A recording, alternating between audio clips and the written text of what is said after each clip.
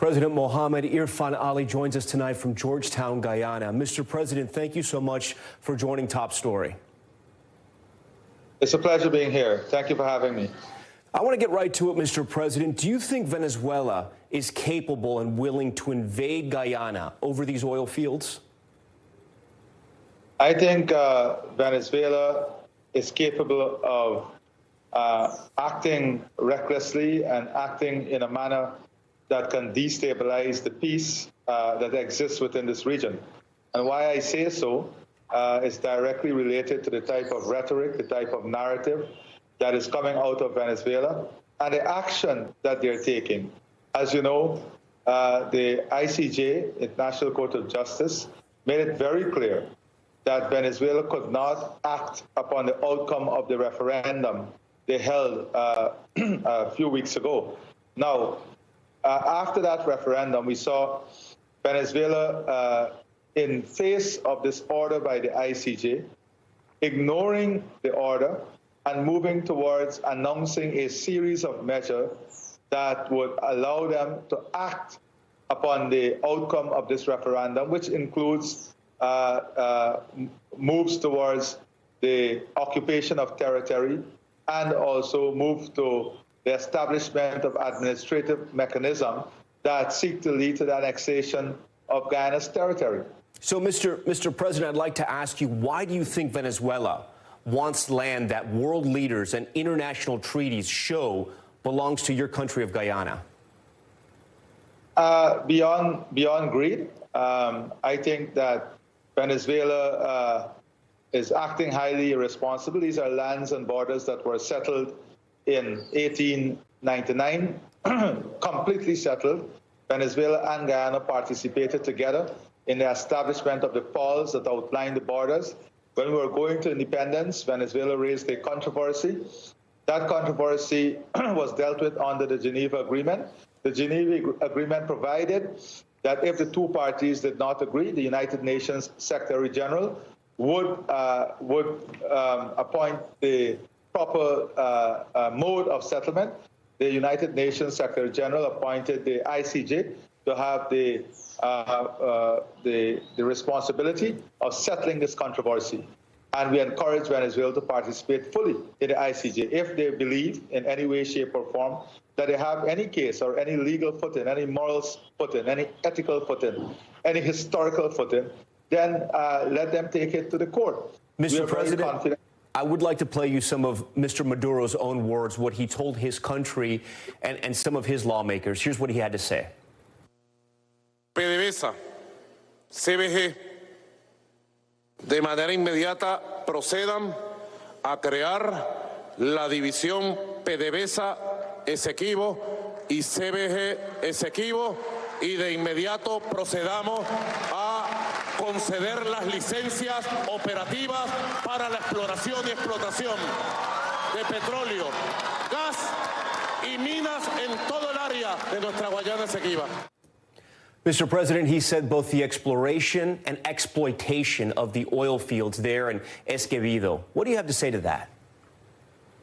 What I would say is that President Maduro is reckless in that statement. He shows that he's an outlaw because the entire international community, all our regional partners, CELAC, CARICOM, Commonwealth, the OAS, everyone has made it very clear that these lands belong to Guyana. And any move by Venezuela to occupy any space within Essequibo that belongs to Guyana will be illegal, illegitimate, and against international law and against the peace and stability of this region. This is a man that I think is seriously not concerned about peace and stability, a man that is trying to detract attention from whatever circumstances the people of Venezuela are faced with, and that is what the people of Venezuela must ask themselves. Mr. President, are you ready for an invasion from Venezuela? We are ready for peace and stability. We are working for peace and stability, but we are not naive. We are also working with our partners and ensuring that any reckless or adventurous behavior by Venezuela Guyana is prepared for also. Mr. President, I have to tell you, and I know you know this, that your military is not the same size as Venezuela. They have a larger military than your country's, though it can be debated whether their military is even functioning. They have more troops than Guyana has. And yet I listen to you, and you do not sound like someone who is afraid. Why? We are not afraid because we know that we are standing on the right side of international law. We are standing on the right side of history. We are standing on the right side of facts. We are standing on the side of the truth. And we stand with that confidence from our partners. But we are also a people, our army may be small. But trust me, we are fully dedicated. We are committed to the defense of all our territory, our sovereignty. And we will do everything it takes to ensure that what belongs to Guyana continues to be ours. Have you spoken with the White House or anyone with the U.S. government recently? And what did they tell you? Well, I've spoken, of course, to we're in constant communication with Southcom, with the White House, with Secretary Blinken, National Security Advisor. So there's a lot of conversation that is going on between the U.S. and Guyana. The U.S. has issued, Secretary Blinken has issued a very strong statement. That is, the borders as established in 1899 must be respected, international law must be respected, and the outcome of the ICJ must be respected. We also have very elaborate and expanded collaboration and cooperation with the Department of Defense. There's a lot of joint training program, joint exercises that is being conducted now. That is being ramped up, and we'll see more and more of this as the days go by. You are set to meet with Mr. Maduro tomorrow. What are you going to tell him? Very clearly, Essequibo belongs to Guyana.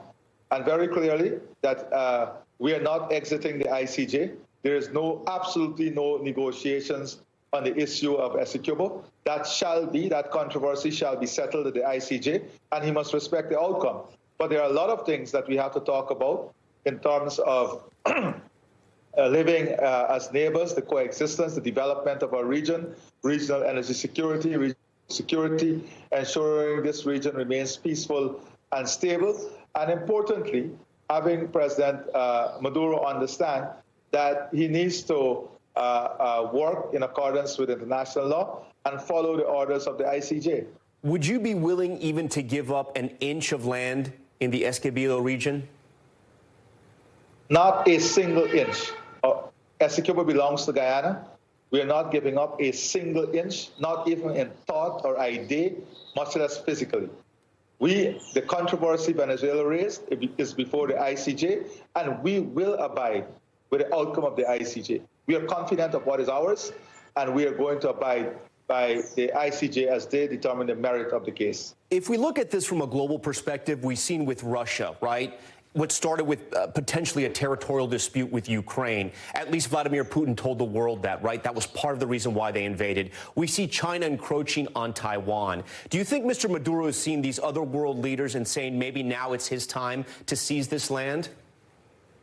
That is why here in the Western Hemisphere, we must never allow this.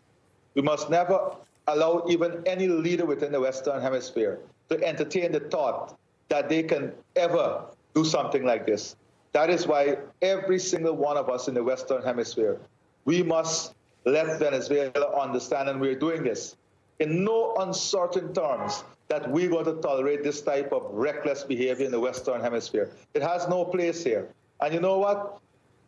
President Maduro has been speaking to his population and saying to them that this is an American agenda with an American company, Exxon, and this is imperialism. There is absolutely this is absolute nonsense.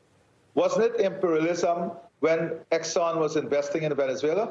Why wasn't it imperialism then? So our only intention is peace and stability. We have no ambition to take any one land.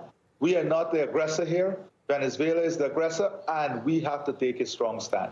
President Mohamed Irfaan Ali, we appreciate your time. We know this is an incredibly stressful point for you and your country. We hope to speak to you again very soon. Thank you very much, and I'm very happy to be able to spend this time with you, and I look forward to speaking to you soon in the future.